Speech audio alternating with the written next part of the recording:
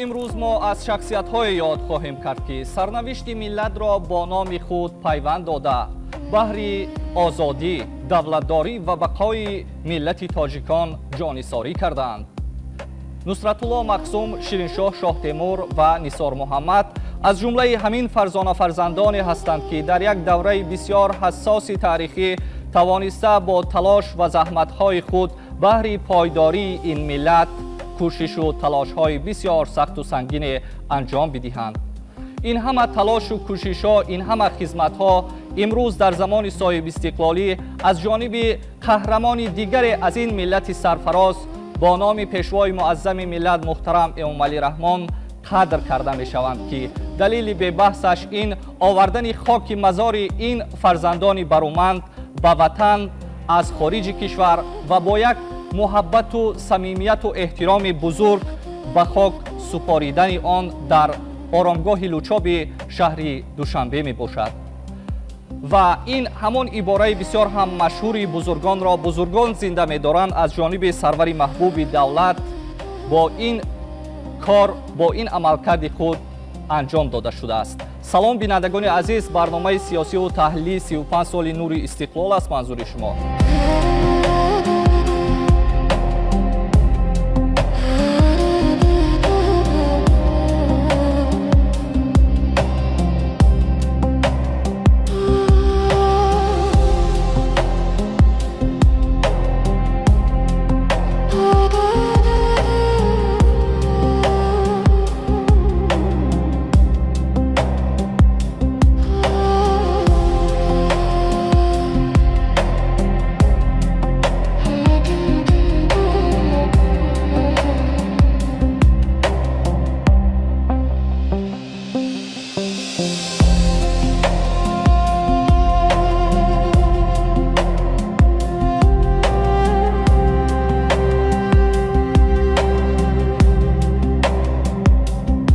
امروز بهر مطرح ساختن موضوع مذکور به استودیوی تلویزیونی تاجیکستان دعوت نموده‌ایم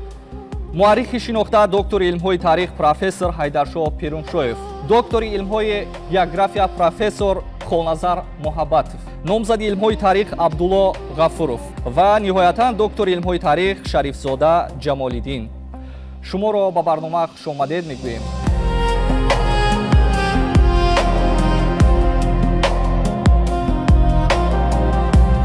اگر با آغاز صاحب استقلالی مملکت نظر اندازیم، پیشوای معظم ملت با یک قطار ابتکارات بسیار هم نجیب خود بهر زنده ساختن نام و شان و کار و پیکار ابرمردان از این ملت سرفراز اقدام‌های بسیار نجیب و اقدام‌های بسیار عالی گرفتند و آنها عنوان قهرمان تاجیکستان دادند. تشبوس و اقدام‌های در زمینه بهر زنده ساختن نام و نشان آنها انجام دادند و اکنون همین پدیده بسیار هم مبارکی که انجام داده شد در زمینه آوردن خاک مزار نصرت الله مقسوم، شیرینشاه شاه تیمور و نثار محمد به سرزمین اجدادی خود که با یک احترام و صمیمیت بسیار بلند با اشتراک به‌واسطه سرور محبوب دولت چگونه ارزش تاریخی، سیاسی و معنوی را برای دولت و ملت تجسم می‌کند. می‌خواستم اندیشه شما نخست در این زمینه شنیده شده باشد.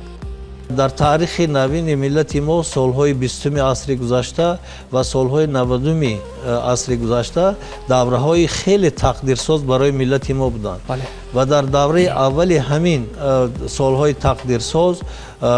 یک گروه کلانی فرزندان فرزانه ملت ما از قبیل نصرت الله مقسوم، شیرینشاه شاه تیمور، صدرالدین عینی، عبدالرحیم حاجی‌بایف، نثار محمد، عبدالقادر محی‌الدینов و دیگران و یک گروه تاجیکان جوانی بناموس بودند که در ابتدا به دولتداری ما خیلی زمینه مستحکم گذاشتند. و وقتی ما درباره خدمت هر کدام آنها گپ میزنیم، پیش از همه نصرت الله مقسوم که آخر سال 1933 راهبری تاجیکستان را به عهده داشت، در همین دوره در بنیاد ساختار نوی دولتداری که تا این وقت مثلش نبود در حدود آسیای میانه سهم خیلی کلان گذاشت. در بنیادگذاری صنعت و خواجگی قشلاقی شکل نو خدمت‌های خیلی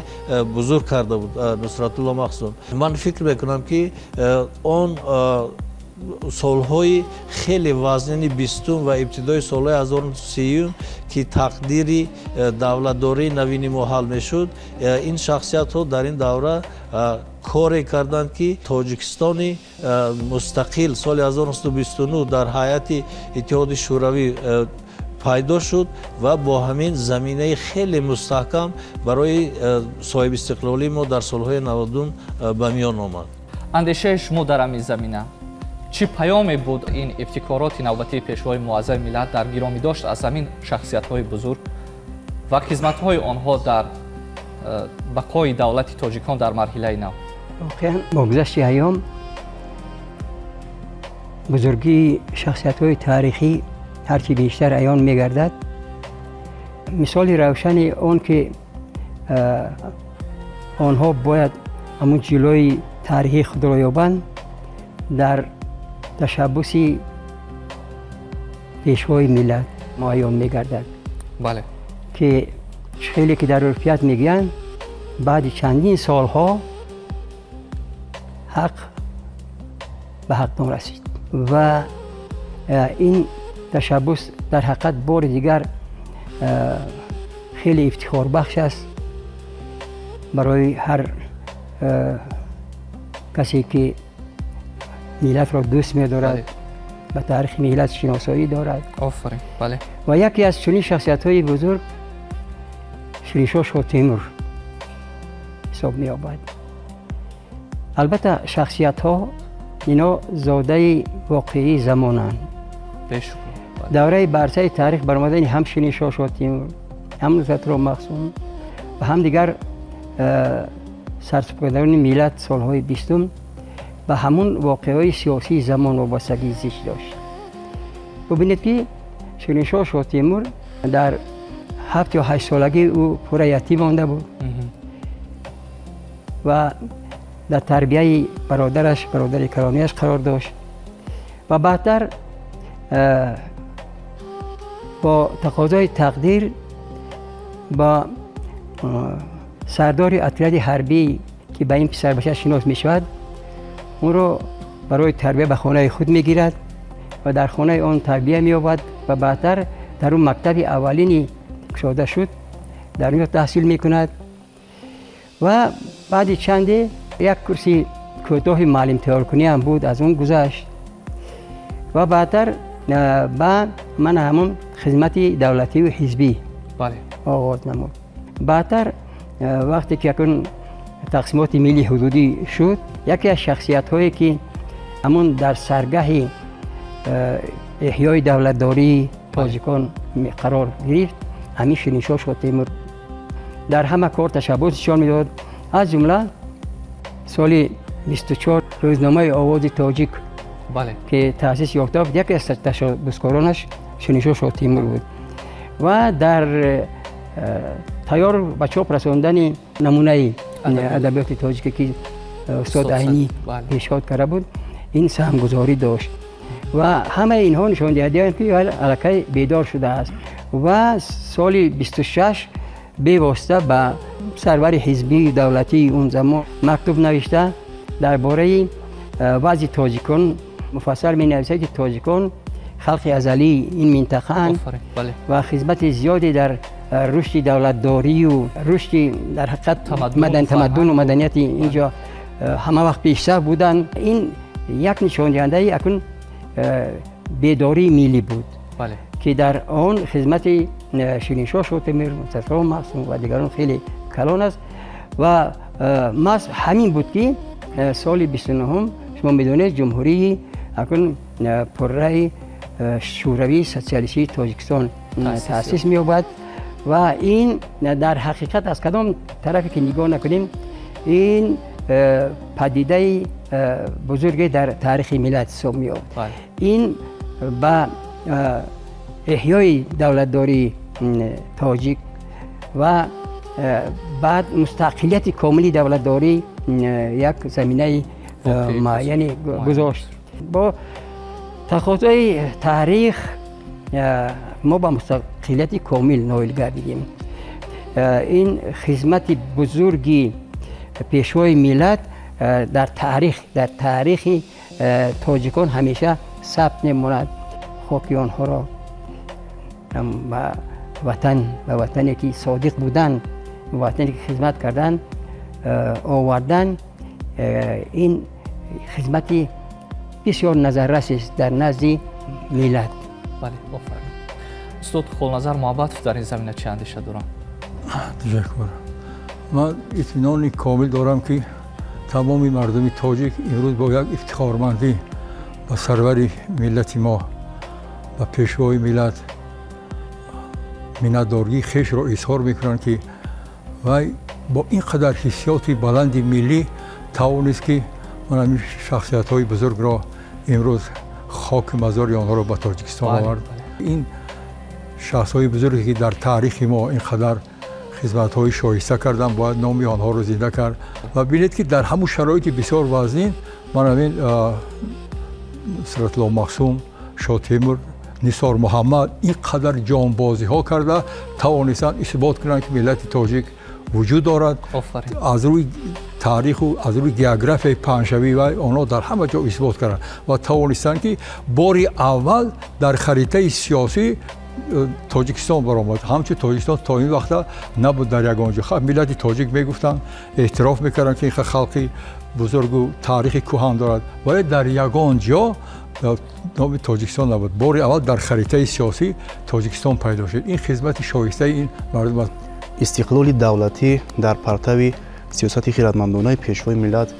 به ملت تاجیک امکان داد که با صحیفه های تاریخ خود، با صحیفه های ماندگار تاریخ خود از نگاه واقع بینانه نظر کند و این ملت و این دولت رو همچون ملت و همچون خلق تمدن افر در عرصه بین المللی به طور شایسته معرفی نمایند. و البته رو آوردن با کارنامه چهره های ماندگار خلق تاجیک امروز ضرورت زمان است و به طور شایسته معرفی نمودن خدمت آنها برای این ملت، برای سرنوشت سازی این ملت البته ضرورت زمان است و برای نسل نورست، برای نسل جوان کشور و ملت تاجیک البته این یک اقدام بسیار شایسته و بزرگ است که در راه تحکیم استقلال دولتی، خودشناسی ملی و پایندگی دولت و ملت تاجیکان البته این یک زمینه بسیار واقعی و استوار میگذارد و تشبث نوبتی پیشوای ملت پرزیدنت جمهوری تاجیکستان محترم امالی رحمان در راه انامون برگرداندن خاک مزار سه تن از شخصیت‌های بسیار ماندگار ابتدای عصر 20 خلق تاجیکی در معین کردن تقدیر و سرنوشت این ملت چه از لحاظ سیاسی، اقتصادی و اجتماعی زمینه بسیار استوار گذاشتند. البته نصرت الله مقسوم، شیرین‌شاه شاه تیمور، نثار محمد و دیگر اشخاصی که در ردیف آنها برای ملت خدمت‌های شایانی کردند نفرانی بودند که در سالهای 20 و 30 عصر 20 در مرحله‌ای که 4 هدف استراتژی دولت شوروی باید در منطقه عملی میشد، یکم تقسیمات ملی مرزی، دوم عملی نمودن انقلاب معرفتی یا که فرهنگی، سوم صنعت کنانی منطقه و چهارم متحد نمودن خواجگی های همین منطقه. در تاجیکستان در عملی کردن همین 4 هدف همین 3 شخصیت خدمت بسیار بزرگی کردند. اولین خدمتشان در همین بود که در روند تقسیمات ملی مرزی همیشه از منفعت‌های ملت تاجیک دفاع کردند و توانستند که زمینه‌های سیاسی با وجود آوردن یک سوبیکت مستقل یعنی با نام تاجیکستان را گذارند و یعنی از لحاظ سیاسی خدمات بزرگی آنها از آن عبارت است که واقعا برای همون مسئولین کمیسیای تقسیماتی ثابت نمودند که ملت تاجیک حقوق تشکیل نمودن سوبیکت صاحب اختیار و مستقل سیاسی خود را دارد و واقعا ملت شایسته برای دریافت دولت با نام تاجیکستان است. و دیگر خدمتشان از آن عبارت است که آنها در همون بلند برداشتن معرفت و تشکیل نمودن مکتب‌های عمومی، هم مکتب‌های میانه و هم مکتب‌های دانشکده‌ها در حدود تاجیکستان نقشی بسیار موثر گذاشتند. یعنی زمینه‌های اساسی بلند برداشتن معرفت و نمون جهانبینی دنیوی ملت رو در سالهای 30 با یک چند تشبس‌ها گذاشتند. البته در ردیف نصرت الله مقسوم و شیرین‌شاه شاه تیمور، نثار محمد نیز در рушди маориф ва фарҳанги кишвар бо ташаббусҳои худ тавонистанд ки нақши бисёр бориз гузоранд, махсусан дар ҳифзу гиромидошти забони тоҷикӣ, дар ҳифзу гиромидошти ҳамон унсурҳои фарҳанги тоҷикон. Нисор Муҳаммад тавонист ки баъзе аз унсурҳои забони тоҷикӣ, баъзе аз унсурҳои маориф ва фарҳанги миллати тоҷикро ҳифз намояд ва дар маҷмӯъ метавон гуфт ки хадамоти бузурги онҳо дар баландбардоштани рушди ҳаёти иқтисодӣ ва иҷтимоии кишвар низ хеле барҷаста аст, махсусан бо ташаббуси Нусратло Маҳсун ва Шиншоҳ Шоҳ Темур дар охири солҳои 20 ва ибтидои солҳои 30 нахустин корхонаҳои саноатӣ дар шаҳрҳои Душанбе, шаҳрҳои Хуҷанд ва шаҳрҳои масалан Қуронтепа ва Кӯлоб, яъне ки новобаста аз он корхонаҳои саноатии сабук буданд, вале сохта ба истифода дода шуданд ки ҳамчунин мафкураи синфи коргари тоҷик, яъне мафкураи мутахассисоне ки дар корхонаҳои саноатӣ албатта фаъолият мекарданд, бевосита баланд бардошта шуд. Яъне заминаҳои рушди воқеии иқтисодӣ ва иҷтимоӣ маҳз бо ташаббуси ҳамин шахсиятҳо гузошта шуд. Дар замони истиқлоли давлатӣ бошад, ташаббуси навбатии пешвои миллат муҳтарам Эмомалӣ Раҳмон бори дигар собит кард ки истиқлоли давлатӣ на танҳо як омили сиёсист, балки омили ба таври шоиста муаррифӣ намудани намун чеҳраҳои мондагори миллат, фарҳанги миллат, таърихи миллат дар назди ҷомеаи ҷаҳонӣ аст. мо агар ба корномаҳои воқеан Нусратулло Маҳсун ба виҷа Шириншоҳ Шоҳ Темур назар афканем, улгӯе барои ҷавонони имрӯз аст дар роҳи садоқат ба миллату ватан, ки чӣ гуна бо як ҷавонии худ ҷасурона тавонистанд баҳри ному шони миллати тоҷик истода бошанд, исботгарӣ намоянд ки воқеан ҳам ин миллат дар ҳанӯз зиёда аз 6000 соли пеш соҳиби тамаддун буд, соҳиби таърих буд, соҳиби давлатдориҳои бисёр шукуфое ҳаст, ки метавонад дар имрӯз, яъне давраи эҳё, давраи ҷадид низ соҳиби ин гуна давлату ному шону ифтихор бошад ва заминаҳои нахустинро бо ҳамун хуни ҷони хеш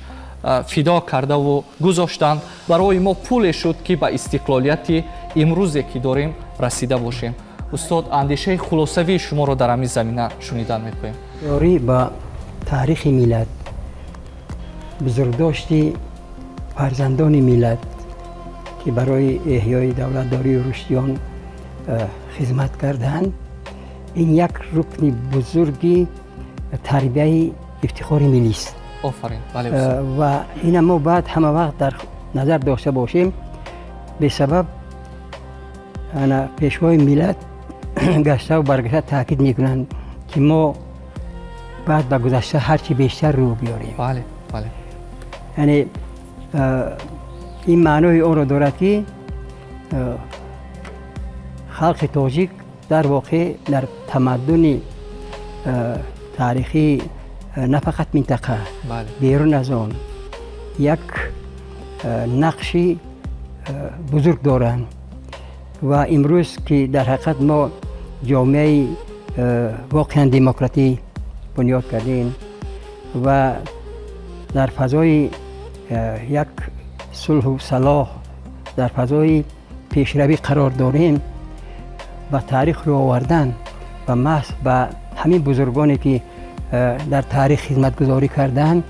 ин яке аз вазифаҳои муҳимтарини замон ҳаст ки аз ҳар ҷиҳат мо бояд ҷавононро бедор кунем, ҷавононро фаҳмода тавонем дар мисоли онҳо ки мана ин аст хизмати воқеӣ барои халқ, ин аст хизмати воқеӣ барои миллат. дар мисоли мана он бузургоне ки ҳозир ёдовар шудем, Шириншоҳ Шоҳ Темур, Нусратло Маҳсун ва ғайра, ва ҳамчунин дар мисоли ононе ки ҳамин тоҷикистонро ҳифз карданд. худшиносии миллиро дурусттар дарк кунем, нигоҳ дорем, тарғиб кунем, ҷавононро барои ин тайёр кунем. як ифтихори тамоми мардуми мост ки мо ҳама рафта бузургои худро метавонем дар онҷа зиёрат кунем ва пеш аз ҳама хоки мазори Нусратло Маҳсун, Шоҳ Темур ва Нисор Муҳаммадро бо инҷо оварданам, ин ба боварӣ дорам тамоми мардуми тоҷик ба зиёрат меояд. ин як иқдоми хело бузург аст. аз аҳли зиё сар карда то шаҳрванди оддии ин сарзамин чун ба зиёрати онҳо меравад, бо дидор аз мақбараҳои эшон ҳатман тафаккур мекунад ки ба чӣ далоили инҳо масалан унвони қаҳрамони тоҷикистонро соҳиб шуданд ва ҳатман кунҷкоб мешаванд ва аз заҳамоту аз хадамоти ин бузургон, ин қаҳрамонони тоҷикистон воқиф мешаванд ва ин як иқдоми бисёр дурандешонаи пешвои муаззами миллат аст ки дар оинаи назарҳои ҳар шаҳрванди тоҷикистон қарор бидиҳад ки равед бубинед ва омӯзиш кунед ки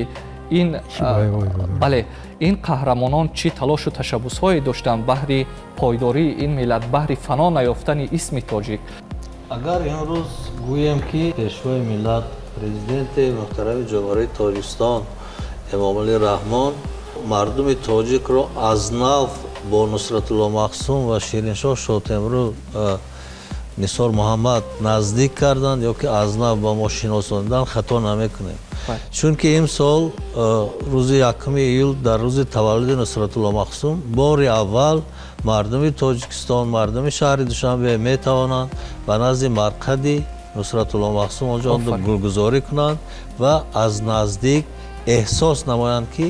ин нафар ва нафарони дигаре ки дар солҳои ниҳоят душвори бистум ки ҳар кадоми инҳо аз 20 то 40 сола буданд ва як гурӯҳи мустаҳкаме таъсис доданд ки аз соли 1924 то соли 1929 бо нашр намудани тавассути устод Айни намунаи адабиёти тоҷик, бо нашр намудани маҷмӯае бо номи Тоҷикистон тавонистанд ки ҷумҳурии мухторро ба ҷумҳурии мустақил табдил диҳанд. ва беҳтарин дарси ибрате ки ҷавонони мо имрӯз метавонанд аз ин давраи таърихӣ бардоранд он аст ки дар лаҳзаҳои муҳим чӣ гуна мардуми мо метавонанд муттаҳид бошад ва дар атрофи сарвари худ ҷамъ шуда барои истиқлолияти давлатӣ, барои истиқлолияти миллии хеш мубориза барад.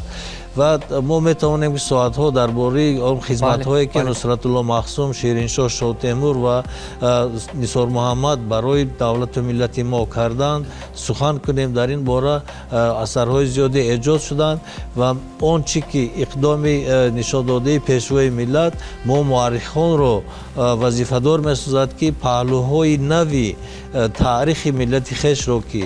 ба давлатдорию ба баландбардоштани савияи худшиносии миллии мардуми мо мусоидат мекунанд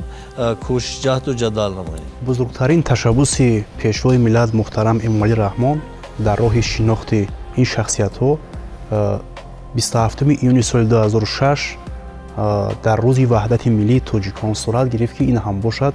баландтарин унвон дар Тоҷикистон, унвони қаҳрамони Тоҷикистон аст ки ба ҳарду ин шахсиятҳо дода шуд ва ҳамчунин расми онҳо ба пули миллии тоҷикон гузошта шуд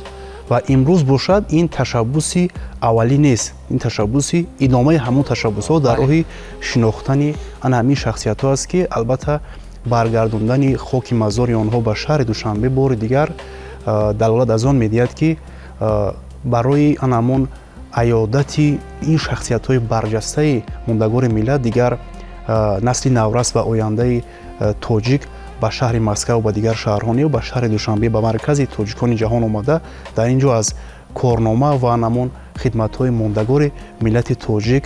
шинос мешавад, ёд мекунад ва барои наслҳои минбаъда ки албатта омили асосии пойдории миллат ва давлати тоҷикон ҳастанд аз ин корнома яъне тавсиф мекунанд, шарҳ медиҳанд ки албатта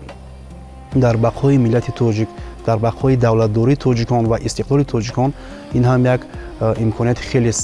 шоистаеро мегузорад ва агар мо гӯем ки аз Нусратулло Мақсум то имрӯза давлатдории тоҷикон то корномаи пешвои миллат як пули бисёр сарнавиштсоз, як пули бисёр ояндасоз барои миллати тоҷик аст. Хато намекунем, иштибоҳ намекунем, чунки ҳамон корномаи